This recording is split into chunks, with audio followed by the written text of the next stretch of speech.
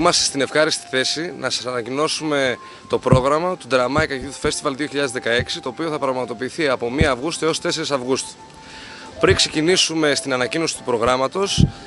θα ήθελα από μεριάς μου ως πρόεδρος του Τοπικού Συμβουλίου Νέων και εκ μέρους όλου του ΔΣ να ευχαριστήσω τη ΔΕΚΠΟΤΑ του Δήμου Δράμας, που είναι ο άμεσος συνδιοργανωτής και άμεσος χρηματοδότης του Jamaica και ο άμεσος συνεργάτης μας. Επίσης την Περιφερειακή Ενότητα Δράμας για τη στήριξή της, όλους τους νέους και τις νέες του Δήμου Δράμας και φυσικά όλο τον εμπορικό κόσμο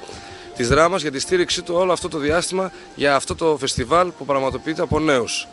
Ζητάμε λοιπόν τη στήριξή σας και από όλους εσάς να έρθετε στο χώρο που θα πραγματοποιηθεί 1 με 4 Αυγούστου μέσα στα γρασίδια της Αγίας Βαρβάρας, γιατί είναι πολύ σημαντικό να στηρίζουμε τέτοια φεστιβάλ αυτή τη δύσκολη εποχή, αυτές τις δύσκολες μέρες που περνάμε, που στηρίζονται στον εθελοντισμό και είναι με είσοδο ελεύθερη. Φέτος λοιπόν έχουμε τη χαρά να φιλοξενούμε στο Jamaica τους Μπλε την Ευρυδίκη, τους One Drop Forward και τους Λίμπε. Ακόμα θα συμμετάσχουν 10 ακόμα συγκροτήματα από τη Δράμα, την Ξάνθη και τη Θεσσαλονίκη, όπως τους Cosmic Ray, τους Crimson, τους Believe, τους False Prophet, τους Tigane Band, Los Tre Community, The Corrays, Frequency Blenders, Air Astrons και Los Shadows. Τέλος, θα ήθελα να καλέσω όσους ενδιαφέρονται να συμμετάσχουν εθελοντικά να προσέλθουν στο χώρο του φεστιβάλ το απόγευμα της Δευτέρας.